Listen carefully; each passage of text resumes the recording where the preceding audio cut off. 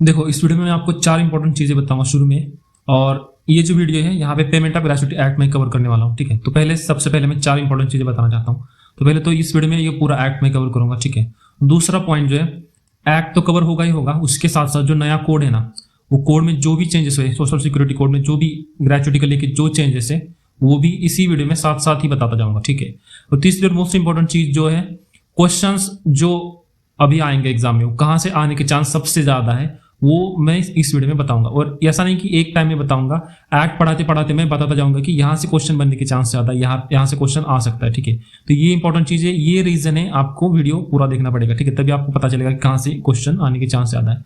और चौथी चीज जो मैं बताना चाहता हूँ, सब्सक्राइब करके रख लो चैनल को। ठीक है, क्योंकि मैं सिर्फ लेबर लॉज नहीं कवर करूंगा, लेबर लॉज के साथ साथ बाकी जो भी यूपीएससी ईपीएफओ का सिलेबस है, ठीक है, if you are preparing for UPSC EPFO, तो सारा सिलेबस कवर करूंगा, क्वांट और इंग्लिश छोड़ के। ठीक है, क्वांट इंग्लिश छोड़ के बाकी जो भी सिलेबस है वो सब मैं कवर करूंगा, इंक्लूडिंग करंट अफेयर्स। ठीक है, तो इसलिए चैनल को सब्सक्राइब करके रखना। ठीक है, और 1-1.5 महीने जो आने वाला टाइम है, अभी चल रहा है अगस्त, सितंबर एंड तक या फिर अक्टूबर के पहले 15 दिन मैक्स टू मैक्स, वो वाले टाइम तक मैं पूरा सिलेबस जो भी है पूरा खत्म करूंगा। ठीक है, इसलिए चैनल को सब्सक्राइब करके रखना। और बाकी वाले टाइम में आप क्या कर सकते हो, जो उसके बाद जब हो जाएगा सिलेबस उसके बाद आप रिवाइज करना, हम प्रैक्टिस सेशन में लाऊंगा, मैं प्रैक्टिस क्वेश्चन भी प्रैक्टिस करेंगे। ठीक है, तो ये 4 चीजें मैं शुरू में बताना चाहता था। सो आई होप आपको समझ में आ गया होगा कि ये वीडियो बनाने का पर्पस क्या है।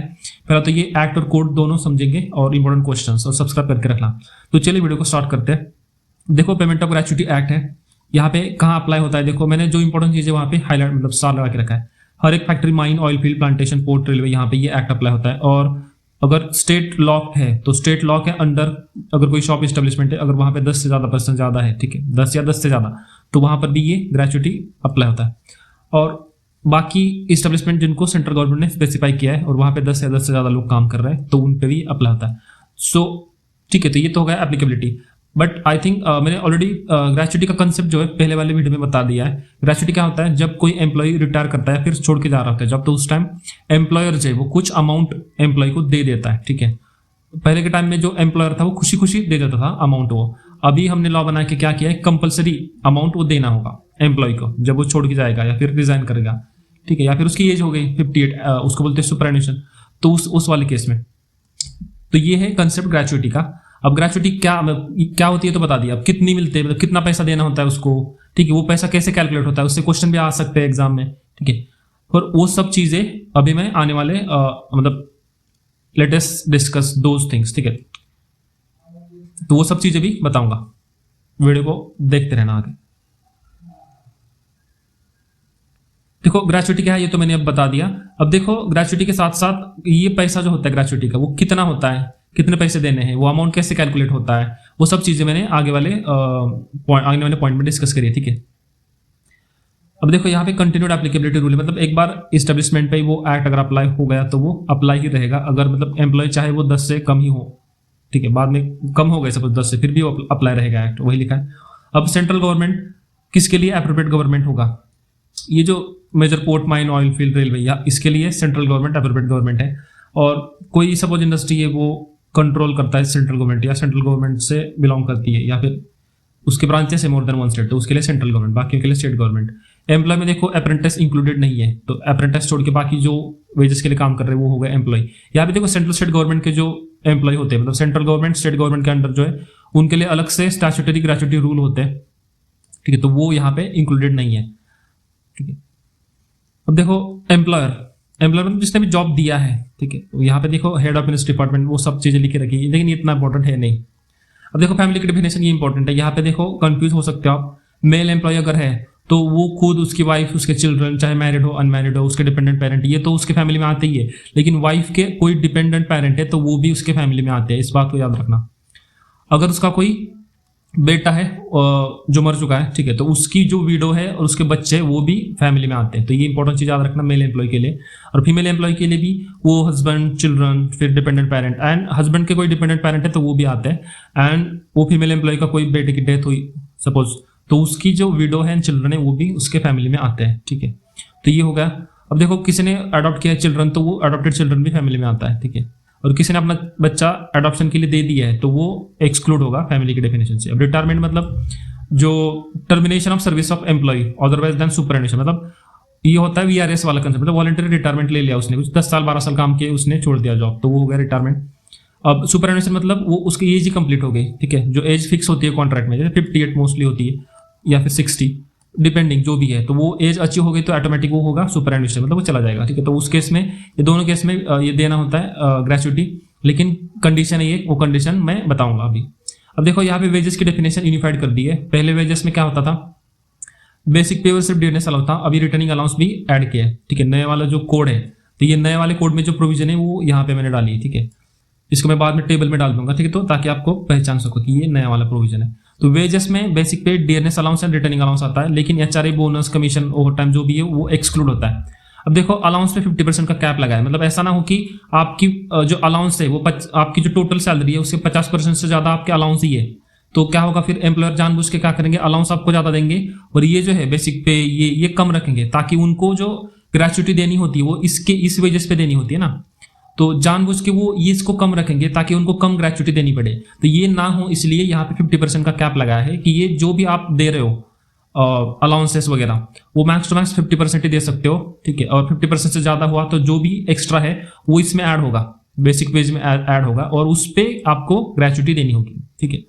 तो वही है 50% अलाउंस कैप रूल, तो वो मैंने ऑलरेडी एक्सप्लेन किया है, यहाँ पर भी वही लिखा है। देखो कंटिन्यूस सर्विस किसे बोलते हैं, कंटिन्यूस सर्विस क्यों यहाँ पे मेंशन किया है, क्योंकि ग्रेचुइटी जो मिलती है ना, तो आपने कितने ईयर कंटिन्यू सर्विस करी है उसके हिसाब से मिलती है। आपने 10 साल 12 साल 15 साल कंटिन्यूस सर्विस करी है तो उसके हिसाब से आपको ग्रेचुइटी मिलती है। तो कंटिन्यूस सर्विस मतलब अनइंटरप्टेड सर्विस। अनइंटरप्टेड इसका मतलब ये नहीं कि आपने छुट्टी ली तो वो इंटरप्ट हो गई, नहीं। देखो सिकनेस की वजह से छुट्टी ली, एक्सीडेंट की वजह से लीव ले लिया, फिर ले ऑफ हो गया, strike, lockout, cessation of work due to not due to employee's fault, मतलब एम्प्लॉयर की वजह से काम बंद पड़ा है, तो वो सब चीजें इंक्लूडेड है, उसको भी हम बोलेंगे कि कंटिन्यूस सर्विस है, ठीक है।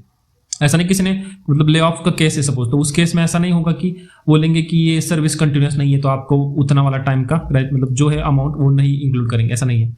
तो ये सब चीजें इंक्लूड है, service is continuous if it is uninterrupted including all this interruptions.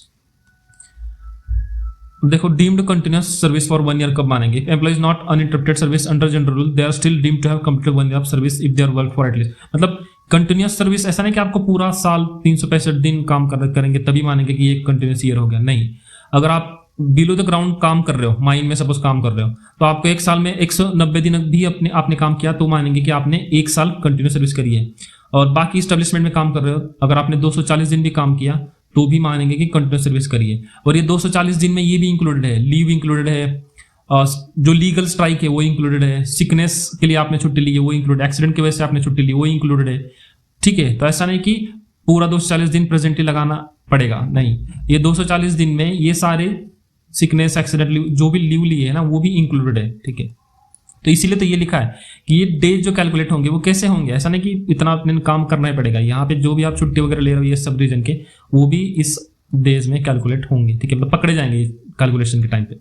अब देखो 6 महीना वो कैसे कैलकुलेट करते हैं, अगर 95 डे काम किया है अंडरग्राउंड माइन में या फिर 5 डे वीक स्टेब्लिशमेंट है, उस केस में अगर आपने 95 डे भी काम किया तो आप मानेंगे कि वो क्या मानेंगे कि 6 महीने कंटिन्यूस सर्विस करिए। बाकी केस में आपको 120 डेज काम करना पड़ेगा तब मानेंगे 6 महीने कंटिन्यूस सर्विस। अब देखो एक्चुअल वर्किंग डे क्या काउंट होते हैं, ये जो डे होते हैं ना इसमें क्या काउंट होते हैं, मैंने बताया कि ले ऑफ का टाइम जितना, मतलब ले ऑफ जितना टाइम हुआ है वो, लीव विथ फुल वेज जो भी आपने ली है वो भी कैलकुलेट होंगे, टेम्परेरी डिसेबलमेंट एक्सीडेंट की वजह से जो हुआ है, या फिर मैटरनिटी लीव 26 वीक्स तक वो भी ये वाले 20 to 40 डेज जो होंगे, या फिर ये जो भी डे है डिपेंडिंग ऑन एस्टेब्लिशमेंट, तो वो ये सारे पकड़े जाएंगे। These will count as actual working days, ठीक है। सो आई होप आपको समझ में आ गया कि ठीक है ये क्या है। अब देखो सीजनल एस्टेब्लिशमेंट में क्या है, सीजनल एस्टेब्लिशमेंट में आपको जितना भी टाइम चल रहा है उसके 75% ऑफ टाइम आपको एक्चुअली क्या करना होगा, काम करना होगा, ठीक है, तब मानेंगे, तब यू विल बी, मतलब वो होगा कि आपका एक सीजन आपने काम किया तो उसके हिसाब से जितने सीजन काम किए उसके हिसाब से ग्रेचुइटी मिलेगी, ठीक है। तो यहाँ पे 75% of total number of days जितना भी एस्टेब्लिशमेंट चला है उसका 75% डे निकालो, उतना टाइम आपको काम करना चाहिए। अब कंट्रोलिंग अथॉरिटी क्या होती है, देखो कंट्रोलिंग अथॉरिटी ये जो पुराने वाले एक्ट में मेंशन है, अभी नया एक्ट है वहां पे कंट्रोलिंग अथॉरिटी का नाम बदल के कॉम्पिटेंट अथॉरिटी किया है, बस बाकी उतना कुछ चेंज नहीं है। देखो पेमेंट ऑफ ग्रेचुइटी, ये तो 5 ईयर कंटिन्यूस सर्विस रूल, ये देखो क्या है, ये इंपॉर्टेंट है, यहाँ से क्वेश्चन ऑलरेडी पूछ चुके हैं। Gratuity is payable to employee किसको मिलती है? जिसने कंटिन्यूस 5 साल सर्विस कंप्लीट करी है। और ये 5 साल कैसे कैलकुलेट होते हैं मैंने बताया अभी। सपोज पहले साल में आपने 240 दिन काम किया और उसमें सपोज 10 दिन की छुट्टी ली या फिर 2 दिन टेम्परेरी डिसेबलमेंट की छुट्टी ली, मैटरनिटी लीव सपोज कुछ है वो लिया, तो वो भी कैलकुलेट, वो भी पकड़ेंगे, ये सब दिन पकड़ेंगे और ऐसे 240 डे कैलकुलेट होंगे अगर बाकी इंडस्ट्रियल एस्टेब्लिशमेंट में है तो। और ग्राउंड बिलो ग्राउंड है तो 190 डेज ही आपके लिए अप्लाई होगा। तो ये 5 साल अगर इस तरीके से आपने कंटिन्यूस सर्विस करी है तो आपको मिलेगी ग्रेचुटी। ग्रेचुटी ट्रिगर्ड अपॉन सुपरैनुएशन, मतलब सुपरैनुएशन एज हो गई आपकी 58-60 जो भी है तो उस केस में मिलेंगी, या फिर रिटायरमेंट और रेजिग्नेशन प्रोवाइडेड आपने 5 साल पूरे करे हो, या फिर डेथ और डिसेबलमेंट ड्यू टू एक्सीडेंट और डिसीज। डेथ और डिसेबलमेंट केस से 5 साल का रूल नहीं लगता, ठीक है। तो यहाँ पे वही लिखा है 5 ईयर वेवर किस केस में? डेथ और डिसेबलमेंट में हुई है, ऐसे डिसेबलमेंट जिसकी वजह से that incapacitated the employee from performing work they were capable of doing before, जो काम आप पहले कर रहे थे वो आप अब कर नहीं पा रहे हो, तो वो हो गया डिसेबलमेंट केस। तो डेथ डिसेबलमेंट केस में 5 साल काम करना जरूरी नहीं है, ठीक है। डेथ हो गई तो आपको ग्रेचुटी मिलेगी, डिसेबलमेंट हुआ है उस केस में ग्रेचुटी मिलेगी, यहाँ पे 5 साल का रूल अप्लाई नहीं होता। सुपरैनुएशन, रिटायरमेंट, रेजिग्नेशन, यहाँ पे कम से कम 5 साल सर्विस करी है तभी आपको ग्रेचुटी मिलेगी, ठीक है। तो आई होप ये आपको क्लियर हो गया होगा।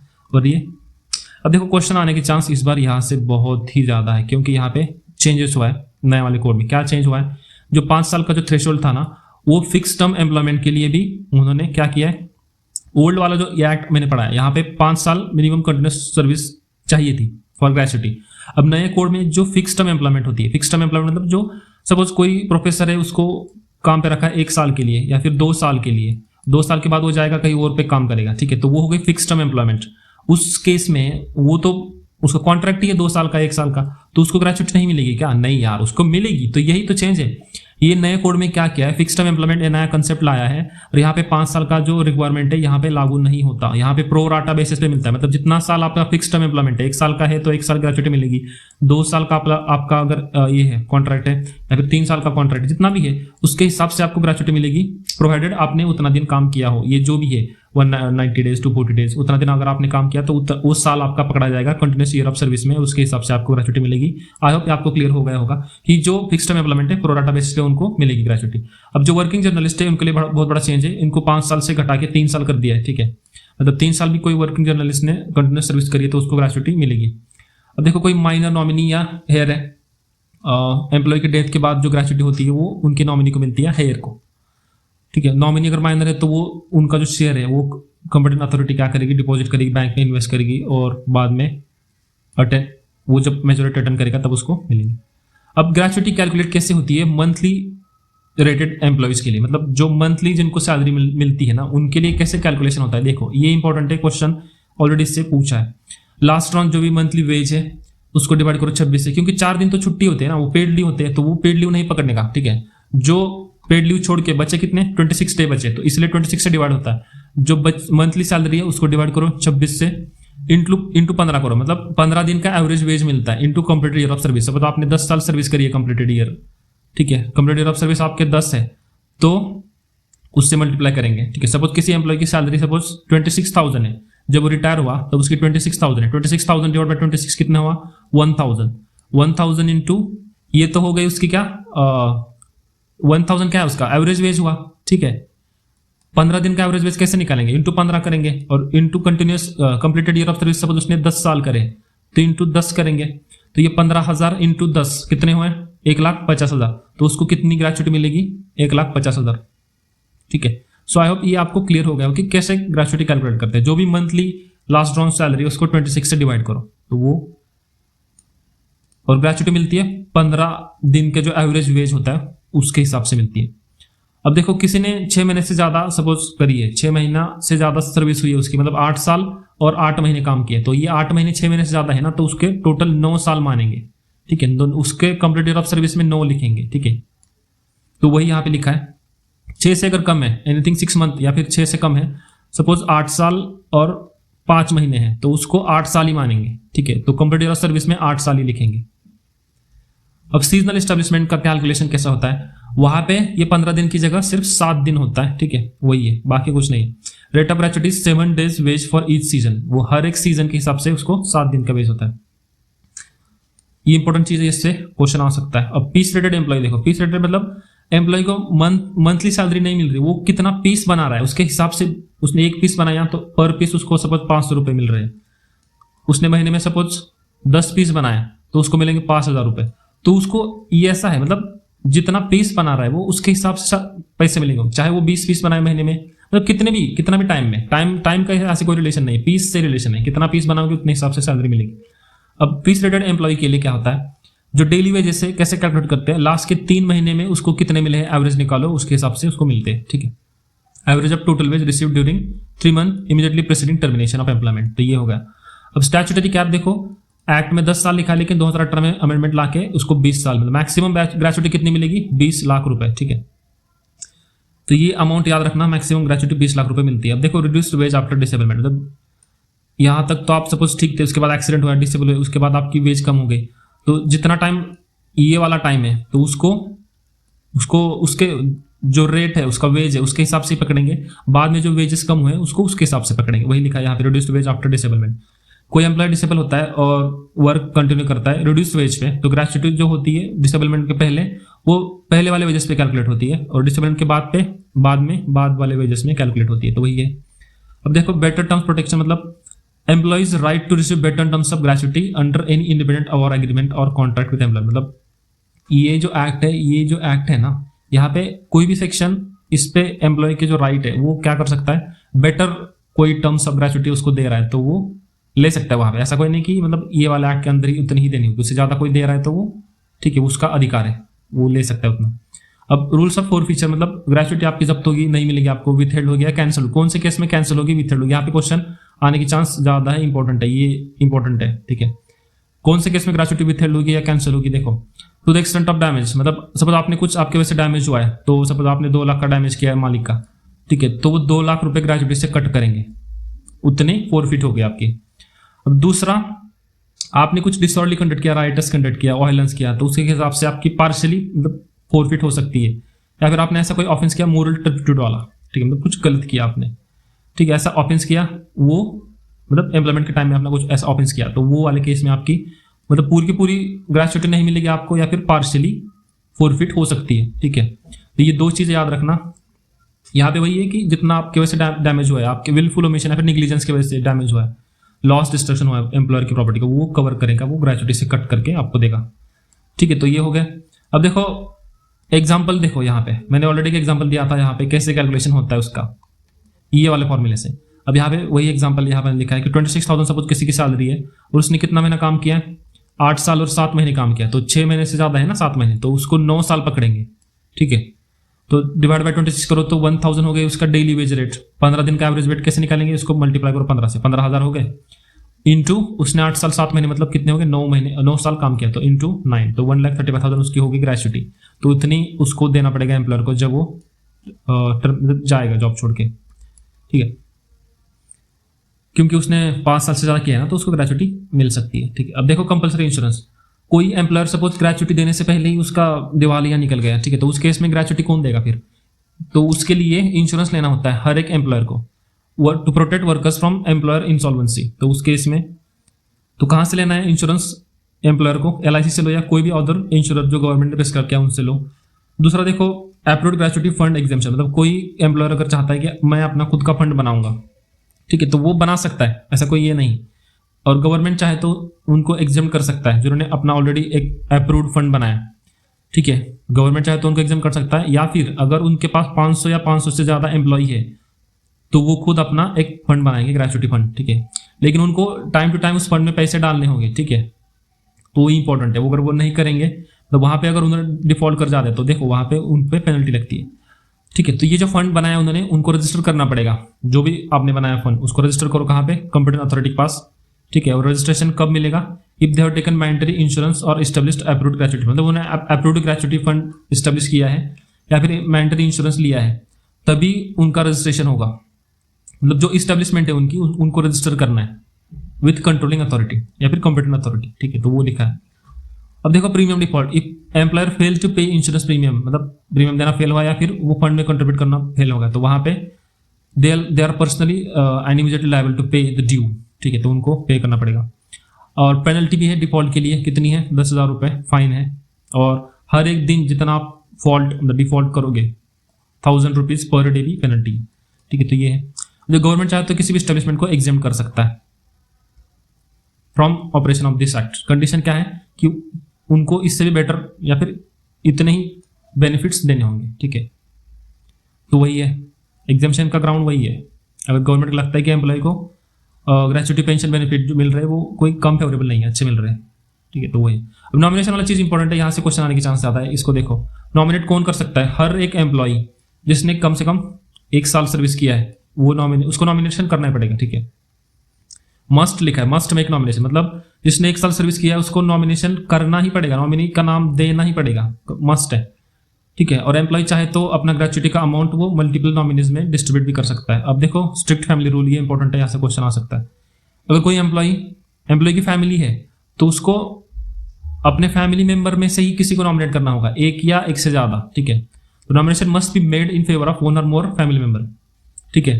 अगर कोई नॉमिनेशन किया है जो नॉन फैमिली मेंबर है तो वो लीगली वाइड है, वो नहीं चलेगा, तो ये इंपॉर्टेंट है। अब देखो एक्वायरिंग अ फैमिली लेटर, यहाँ पे क्या है, अगर एम्प्लॉय की अभी कोई फैमिली नहीं है, ठीक है, तो दे कैन नॉमिनेट, किसी को भी नॉमिनेट वो कर सकता है, ऐसा कुछ है नहीं अगर फैमिली नहीं है तो। लेकिन अगर वो बाद में फैमिली एक्वायर करता है तो उसको फ्रेश नॉमिनेशन करना ही पड़ेगा, ठीक है। तो they must make a fresh nomination in favour of family members, ठीक है। तो वो है, यहाँ से क्वेश्चन आने की चांस है, इसको याद रखना। अब देखो नॉमिनी प्रीडिसीजिंग द एम्प्लॉय, मतलब नॉमिनी की डेथ होती है एम्प्लॉय से पहले, तो nominee's interest revert to employee मतलब एम्प्लॉय को फिर से एक फ्रेश नॉमिनेशन करना पड़ेगा। अब देखो determination of amount of gratuity, पहले तो नया कोड में क्या लिखा है मैंने ऑलरेडी बता दिया कि कंट्रोलिंग अथॉरिटी का नाम कॉम्पिटेंट अथॉरिटी कर दिया है, ठीक है। अब देखो an eligible employee or authorise representative उनको क्या करना पड़ेगा, they must send a written application to employer for payment of gratuity, मतलब जो भी एम्प्लॉय उसको अभी ग्रेचुइटी मिलने वाली है तो उसको एक notice return application, sorry notice नहीं, रिटर्न एप्लीकेशन देना पड़ेगा किसको, एम्प्लॉयर को, कि मैं ग्रेचुइटी दो, ठीक है। अब एम्प्लॉयर की क्या ड्यूटी है, एम्प्लॉयर इंडिपेंडेंटली क्या करेगा, जैसे ही ग्रेचुइटी पेएबल है एम्प्लॉयर ने वो पहले तो अमाउंट डिटरमाइन करो कितना देना है और रिटर्न नोटिस दे दो एम्प्लॉय को और कंट्रोलिंग अथॉरिटी कॉम्पिटेंट अथॉरिटी को, रिगार्डलेस ऑफ वेदर एप्लीकेशन, ये वाला मतलब एम्प्लॉय ने चाहे एप्लीकेशन किया हो या नहीं किया हो, एम्प्लॉयर की भी खुद की ड्यूटी है कि वो अमाउंट कैलकुलेट करे और रिटर्न नोटिस दे एम्प्लॉय को और अथॉरिटी को। अब देखो 30 दिन का पेमेंट विंडो है, मतलब जब पेमेंट ड्यू है उसके 30 दिनों के अंदर एम्प्लॉयर को ग्रेचुइटी दे देनी है, ठीक है। तो इंपॉर्टेंट इससे क्वेश्चन आ चुका है। अगर डिले हुआ तो सिंपल इंटरेस्ट पे आपको मतलब सिंपल इंटरेस्ट देना होगा, जो भी अमाउंट है उसके हिसाब से लगेगा इंटरेस्ट। अब देखो कोई डिस्प्यूट होता है ग्रेचुइटी को लेके, कोई डिस्प्यूट होता है डिस्प्यूट, तो employer must deposit undisputed amount with the competent authority, मतलब सपोज अनडिस्प्यूटेड अमाउंट मतलब एम्प्लॉयर बोल रहा है कि मैं 2 लाख रुपए ही दूंगा ग्रेचुइटी, मतलब उतनी ही बन रही है मेरी, और एम्प्लॉय बोल रहा है नहीं मेरी 2.5 लाख बन रही है, तो ये एम्प्लॉयर बोल रहा है 2 लाख, एम्प्लॉय बोल रहा है 2.5 लाख, तो एटलीस्ट 2 लाख पे तो दोनों का ये है ना, एम्प्लॉय मान रहा है कि 2 लाख देने, तो वो दे दो पहले, जो भी अनडिस्प्यूटेड अमाउंट है उसको पहले दे दो, और बाकी बच्चे 50,000 उसको लेके डिस्प्यूट है उस पे फिर लड़ो कोर्ट में जाके, ठीक है। एम्प्लॉय और एनी डिस्प्यूटिंग पार्टी, तो फिर क्या करेंगे, अथॉरिटी को बोलेंगे डिसाइड करो, और अथॉरिटी फिर क्या करेगी, इंक्वायरी करेगी। अब अथॉरिटी क्या पावर से ये सब पावर है, मतलब अटेंडेंस, ओथ पे जो भी डॉक्यूमेंट से, एफिडेविट से, एविडेंस है, वो सब वो उसके सिविल कोर्ट वाली पावर है अथॉरिटी को, ठीक है। और अथॉरिटी उसके हिसाब से डिसीजन देगी, और अथॉरिटी ने जो डिसीजन दिया है उसके अगेंस्ट अगर अपील करना है तो 60 दिन के अंदर अपील कर सकते हो एम्प्लॉय या एम्प्लॉयर।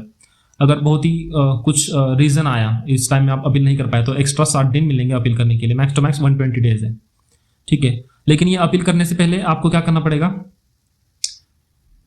यू मस्ट प्रूव कि deposit the disputed gratuity amount with controlling authority, जो भी डिस्प्यूटेड अमाउंट है उसको पहले कॉम्पिटेंट अथॉरिटी के पास डिपॉजिट करना पड़ेगा, या फिर डायरेक्ट अपीलेट अथॉरिटी के पास वो डिपॉजिट करना पड़ेगा। तो यहाँ पे देखो कैसा होता है, डिस्प्यूट हुआ, ठीक है, एम्प्लॉयर ने जो भी जिस अमाउंट पे डिस्प्यूट नहीं है उतना अमाउंट यहाँ पे दे दिया अथॉरिटी को।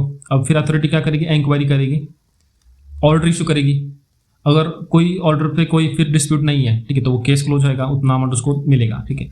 लेकिन यहाँ पर भी कोई ये जो ऑर्डर दिया है उससे भी कोई नाराज है तो अपील कर सकता है, लेकिन जो भी अमाउंट है डिस्प्यूटेड अमाउंट वो 100% अमाउंट डिपॉजिट करनी होगी अथॉरिटी के पास, ठीक है, तब जाके आप अपील कर सकते हो, तो वो है। अब देखो इंस्पेक्टर या पावर ऑफ इंस्पेक्टर, यहाँ पे क्या है, अप्रोप्रिएट गवर्नमेंट इंस्पेक्टर अपॉइंट करेगा। इंस्पेक्टर का क्या है, वो जाके इंफॉर्मेशन नेसेसरी इंफॉर्मेशन मांग सकता है किसी भी फैक्ट्री माइन पोर्ट, यहाँ पे देखो इंस्पेक्ट कर सकता है। फिर जो भी एम्प्लॉयर है या फिर एम्प्लॉय उनसे एग्जामिन कर सकता है, कॉपीज वगैरह मांग सकता है, वही है, इतना इंपॉर्टेंट है नहीं। देखो रिकवरी ऑफ ग्रेचुटी, ग्रेचुटी का रिकवरी कैसे होता है, मतलब एम्प्लॉयर ने क्या किया, पैसे नहीं दिए ग्रेचुटी के, तो जो भी एग्रीड पर्सन है वो क्या करेगा, अप्लाई करेगा कॉम्पिटेंट अथॉरिटी को, अथॉरिटी क्या करेगी, अपॉर्चुनिटी देगी, रीजनेबल अपॉर्चुनिटी देगी, शो कॉज नोटिस वगैरह, ठीक है। तो वो बाद में रिकवरी सर्टिफिकेट इशू करेगा टू द कलेक्टर, मतलब इसने अमाउंट नहीं दिया, अब आप रिकवर कर लो, तो कलेक्टर उसको रिकवर करेगा as arrear of land revenue. यहाँ पे कुछ चेंज आया है अभी, कलेक्टर की मतलब कलेक्टर को रिप्लेस करके कोई एक अथॉरिटी है, मतलब यही अथॉरिटी है वो सर्टिफिकेट इशू करेगी और बाद में फिर कलेक्टर आता है। अब देखो इंटरेस्ट, टोटल इंटरेस्ट जो मिलेगा इसके अंडर वो प्रिंसिपल से ज़्यादा नहीं होगा, वही है, तो कॉमन सेंस वाली बात है, इंटरेस्ट प्रिंसिपल से ज़्यादा कैसे देंगे फिर। अब देखो पेनल्टी में चेंज क्या हुआ है, यहाँ पे क्वेश्चन यहाँ से आ सकता है। देखो जनरल कॉन्ट्रवेंशन हुआ है एक्ट का, जो भी जनरल प्रोविजन है, तो वहां पे देखो पहले ये इम्प्रिजनमेंट का प्रोविजन था, उसको अभी हटा के डीक्रिमिनलाइज कर दिया है, मतलब जेल नहीं होगी, सिर्फ फाइन होगा, उसको 50,000 तक एक्सटेंड कर सकते हैं फाइन को। लेकिन जनरल प्रोविजन जो एक्ट के उसको वायलेट होता है, तो उस केस में डीक्रिमिनलाइजेशन कर दिया अभी नए वाले कोड में, ठीक है। तो ये की इंपॉर्टेंट शिफ्ट है, इसको याद रखो। अब देखो फेलियर टू पे ग्रेचुटी, ग्रेचुटी दिया नहीं, फेल हुआ ग्रेचुटी देने में, तो वहां पे पहले 6 महीने 2 साल तक की सजा थी, अब उसको 1 साल तक की सजा कर दी है और फाइन को बढ़ा के 50,000 रुपए तक किया है। देखो यहाँ पे थोड़ी फ्लेक्सिबिलिटी लाई है, ठीक है, कोर्ट जो है उसके पास फ्लेक्सिबिलिटी है, वो सिचुएशन असेस करके कैलकुलेट कर सकता है, ठीक है। मतलब रिजिड मिनिमम टर्म यहाँ पे कोई नहीं है, यहाँ पे मिनिमम इम्प्रिजनमेंट था 6 महीने का, वो टर्म हटा के दिया है, मतलब अब तो 1 साल होता, लेकिन मिनिमम यहाँ पे कुछ नहीं है, ठीक है। मतलब फ्लेक्सिबिलिटी दी है कोर्ट को, तो वो असेस करेगा सिचुएशन। और कोई फॉल्स स्टेटमेंट दिया तो उस केस में प्रिजन टर्म जो है वो सेम है, देखो 6 महीना तो उतना तो सेम है, लेकिन फाइन को 50,000 कर दिया है, ठीक है। तो इंपॉर्टेंट चीज ये डीक्रिमिनलाइज किया है जनरल कॉन्ट्रवेंशन, ये याद रखो। और मिनिमम जो इम्प्रिजनमेंट टाइम था उसको ऐसा कुछ है नहीं, तो वो हटा दिया है, ठीक है। अब देखो ये इंपॉर्टेंट चीज है, प्रायर अपॉर्चुनिटी टू कंप्लाई, मतलब पहले के एक्ट में कोई प्रोविजन ऐसा नहीं था, इंस्पेक्टर सीधा क्रिमिनल कंप्लेंट फाइल करता था, ठीक है, जब डिफॉल्ट हुआ उस केस में। अब यहाँ पे रिटर्न डायरेक्शन मैंडेटरी है बिफोर स्टार्टिंग प्रोसिक्यूशन, मतलब यहाँ पे रिटर्न डायरेक्शन मैंडेटरी है बिफोर स्टार्टिंग प्रोसिक्यूशन। इस बात को समझो, रिटर्न डायरेक्शन मैंडेटरी मतलब एम्प्लॉयर को क्या होगा, एक कंप्लायंस विंडो दिया जाएगा अपनी मिस्टेक सुधारने का रिटर्न में, ऐसे ऐसे करो, और उसने किया तो कोई प्रोसिक्यूशन नहीं होगा। देखो कंपाउंडिंग ऑफ ऑफेंस में क्या है, पहले ऐसा कोई कंपाउंडिंग नहीं था, अब यहाँ पे कंपाउंडिंग, कंपाउंडिंग मतलब सेटलमेंट आउट ऑफ कोर्ट, मतलब कोर्ट में जाना ही नहीं, बाहर अपना मैटर सेटल करते हैं, तो वही है मैटर को सेटल करना। अब यहाँ पे परमिशन मतलब कंपाउंडिंग कर सकते हो, ठीक है, पहले कंपाउंडिंग कोई प्रोविजन नहीं था। किसी ने फर्स्ट टाइम ऑफेंस किया तो उसको एक फी देनी पड़ेगी और फिर कंपाउंडिंग कर सकते हो। फी कितनी है, मैक्सिमम फाइन जितना है उसका 50% दे दो और मैटर को सेटल कर दो बाहर, कोर्ट के बाहर।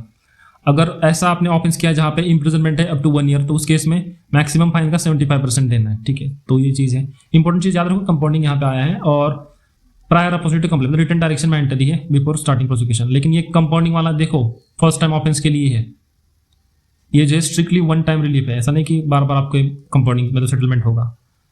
अगर एम्प्लॉयर ने सिमिलर वायोलेशन किया है with in 3 year of first offence, मतलब फर्स्ट ऑफेंस किया 3 साल के अंदर उसने फिर से ऑफेंस किया, तो वो वहां पे फिर उसको पेनल्टी होगी एज पर लॉ, कोई सेटलमेंट आउट ऑफ कोर्ट नहीं होगी।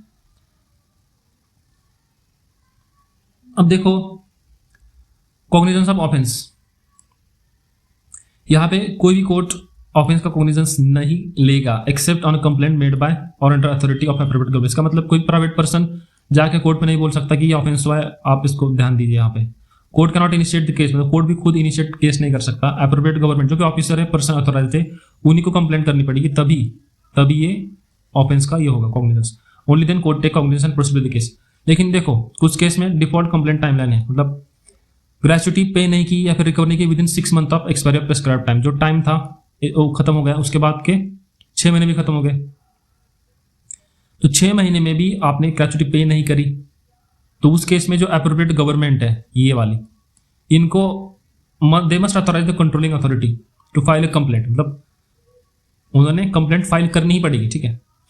Competent authority must file complaint before magistrate within 15 days of receiving the authority, मतलब ये ऑथराइजेशन मिलने के 15 दिन के अंदर आपको ये फाइल करनी है कंप्लेंट। और कोर्ट देखो मेट्रोपॉलिटन मैजिस्ट्रेट और judicial magistrate of first class, इससे नीचे वाला नहीं होना चाहिए। और यहाँ पे क्या है, exemption of employer from liability, मतलब कुछ केस में एग्जेम्पशन दिया है एम्प्लॉयर को, जैसे if after the commission of the offence is proved, the employer proves to the satisfaction of the court that they used due diligence or enforced execution of the act, other person committed the offense in question without their knowledge or consent or connivance, ठीक है। तो यहाँ पे क्या लिखा है, employer जो है वो an employer charged with offense in that can file a complaint and bring the actual offender to the before the court। Employer actual offender को कोर्ट बोलेगा कि इसके वजह से हुआ है ऑफेंस, हमें नहीं पता था, ठीक है, और हमारे या फिर हमारे नॉलेज के बिना वो हुआ था, ठीक है। तो वो ये है, उस केस में एम्प्लॉयर फिर एग्जेम्प्ट हो जाएगा। और रिजल्ट क्या है इसका, मतलब अदर पर्सन अगर कन्विट होता है, पनिश होता है, तो एम्प्लॉयर तो पूरा डिस्चार्ज हो गया। तो मोस्टली यही करते हैं एम्प्लॉयर, किसी एक अपने एम्प्लॉय को आगे करो, उसको कन्विट पनिश हो, खुद बच जाओ। यहाँ पे एक्चुअल ऑफेंडर अगर कोर्ट के सामने नहीं आता, मतलब सामने नहीं ला पाते, तो कोर्ट एडजन कर सकता है हियरिंग को for period not exceeding 3 month, 3 महीने से ज़्यादा एडजन, ठीक है, कर सकते हैं, लेकिन 3 महीने से ज़्यादा नहीं। उसके बाद 3 महीने से ज़्यादा अगर हो रहा है adjourn, so it they must proceed against employer के अगेंस्ट ही उनको प्रोसीड करना पड़ेगा, वही लिखा है। बस इंपॉर्टेंट चीज़ है, एक बार फिर से रिवाइज करते हैं। ये देखो, कंप्लेंट किसी अथॉरिटी को ही करनी है, कोई भी पर्सनल प्राइवेट पर्सन नहीं कर सकता। इंपॉर्टेंट चीज़ इसको याद रखना, ये इंपॉर्टेंट है। फिर देखो यहाँ पे नए वाले कोड में कंपाउंडिंग लाया है, आउट ऑफ कोर्ट सेटलमेंट, और प्रोसिक्यूशन से पहले रिटर्न डायरेक्शन में एंट्री, ये 2 चीज़ें भी क्वेश्चन आ सकता है, इंपॉर्टेंट है। और डीक्रिमिनलाइजेशन हुआ है, ये भी याद रखो, जनरल कॉन्ट्रवेंशन होता है तो वहाँ पे डीक्रिमिनलाइज हुआ है, मतलब वहाँ पे कोई जेल टर्म नहीं है, इंपॉर्टेंट है। फिर और नेक्स्ट इंपॉर्टेंट यहाँ पे है, मतलब अपील करना है तो 60 दिनों के अंदर अपील करना है आपको, ठीक है। Total max to max 120 days है, जो भी अथॉरिटी ने डिसीजन लिया है उसको अपील कर सकते हो। और ये 30 दिन का विंडो, 30 दिन के अंदर आपको ग्रेच्युटी पेमेंट देना है, ये तो ऑलरेडी इस पे क्वेश्चन आ चुका है। फिर ये वाले 2 इंपॉर्टेंट फैक्ट इसको याद रखना। फिर ये फैमिली वाला रूल इंपॉर्टेंट याद रखना, नॉमिनेशन का इंपॉर्टेंट है, यहाँ से क्वेश्चन आ सकते हैं, इसको याद रखो। कंपलसरी इंश्योरेंस ये भी याद रखो, LIC या बाकी कोई। और ये 500 वाला नंबर एम्प्लॉय का याद रखना, किसी कंपनी के पास 500 ज़्यादा एम्प्लॉय तो वो अपना खुद का ग्रेच्युटी फंड डिस्ट्रीब्यूट कर सकते हैं, इसके इस पे क्वेश्चन आ सकता है, इसको याद रखो। ग्रेच्युटी पे एग्जाम्पल न्यूमेरिकल भी आ सकता है, उसकी सैलरी देंगे आपको, ठीक है, और बोलेंगे उसने इतना महीना, इतना साल, इतना काम किया, तो आप ग्रेच्युटी कैलकुलेट करो। तो आपको ये सब पता होना चाहिए, ग्रेच्युटी कैसे कैलकुलेट करते हैं, फॉर्मूला मैंने बता दिया है। जितना भी वेज उन्होंने लिया है डिवाइड बाय 26 करो, एवरेज वेज निकालो, उसको 15 से मल्टीप्लाई करो और कंप्लीट ऑफ सर्विस। लेकिन अगर वो सीजनल एम्प्लॉय है तो उसको 7 से मल्टीप्लाई करना है, इसको मत भूलना, ठीक है। तो ये सारी चीज़ें पीस रेटेड एम्प्लॉय को कैसे होता है, पहले के 3 महीने का कैलकुलेट करते हैं, मैक्सिमम कितना मिलता है, ये इंपॉर्टेंट है।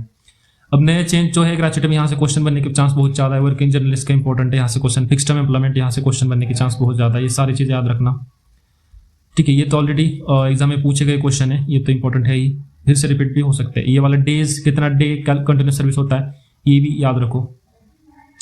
अब देखो वेजेस की डेफिनेशन है 50% अलाउंस, ये इंपॉर्टेंट है, इसको याद रखना। फैमिली का डेफिनेशन देखो, ये इंपॉर्टेंट है। और हाँ, ये तो है ही 10 या 10 से ज़्यादा, ये इसको ही मत भूलना। कभी कभी सारा एक्ट पढ़ते हैं लेकिन बेसिक चीज़ें भूल जाते हैं। सो देखो, मैंने ये जो पॉइंट था मैंने ऑलरेडी बता दिया कहाँ से क्वेश्चन बनने की चांस ज़्यादा है। और सब्सक्राइब कर लेना, क्यों सब्सक्राइब करना है, बहुत सारे मैं आने वाले टाइम में वीडियोज़ डालूंगा अकाउंट से, बाकी जो भी है सब सिलेबस कवर करूंगा, ठीक है। तो सब्सक्राइब करके रख लेना, बहुत इंपॉर्टेंट सब्जेक्ट्स कवर करूंगा, ठीक है। तो थैंक यू एंड